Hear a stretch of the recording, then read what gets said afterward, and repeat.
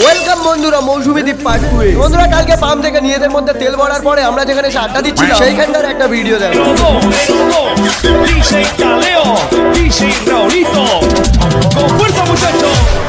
Ella siga moviendo la manta, movete mantita, movete mantita. টানা 5-6 দিন ধরে নাচানাচি করার পরে আমরা উঠে গেছিলাম আমাদের সেই প্রাইভেট প্লেনে। আর প্লেনের ওপরে উঠে সবাই এমন ভদ্রভাবে বসেছিলাম যে তোমরা নিজেরাই দেখে নাও।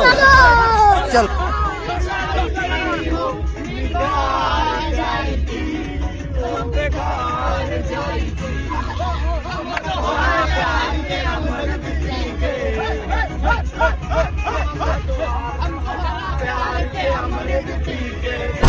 বন্ধুরা 365 দিন ধরে প্লেনের ভিতরে নাচানাচি করার পর কখন যে হাওড়া মানে বকখালির ব্রিজে চলে এলাম বুঝতেই পারলাম না। বন্ধুরা ব্রিজের ওপর থেকে চারদিকে পুকুর দেখতে দেখতে আর গাজন শুনতে মানে গান শুনতে শুনতে যাচ্ছিলাম আমরা গন্তব্যের দিকে। দেখতে পাচ্ছ পরিবেশটা যা না সুন্দর তার থেকে বেশি সুন্দর আমরা।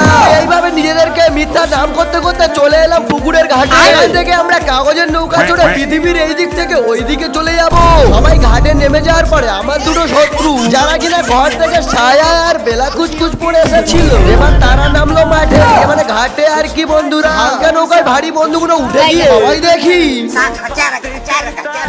বন্ধুরা হালকা করে কাগজের নৌকাটা স্টার্ট দেওয়ার পরে আমরা সব বন্ধুরা মিলে নৌকার ছাদে উঠে কেউ বসেছিলাম কেউ শুয়েছিলাম।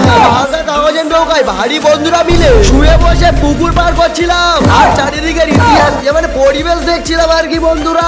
বন্ধুরা যেহেতু সবাই জীবনের প্রথম এত বড় পুকুর দেখেছিলাম তাই সবাই মিলে সেলফি তুলছিলাম এবং চারিদিকটা অডিও মানে ভিডিও করছিলাম আর কি বন্ধুরা। হালকা করে কাগজের নৌকায় ভিডিও করে আস্তে আস্তে চলে এলাম আমরা পৃথিবীর অন্যদিকে। এখান থেকে আমাদের দুটো হেলিকপ্টার ভাড়া করা ছিল মৌসুমী দ্বীপে যাওয়ার জন্য আর কি বন্ধুরা। বন্ধুরা আমরা যতক্ষণে হেলিকপ্টার দুটো খুঁজি তোমরা একটু কষ্ট করে পার্ট 3 দেখার জন্য ওয়েট করো, আমাকে ভালোবেসে সাপোর্ট করো।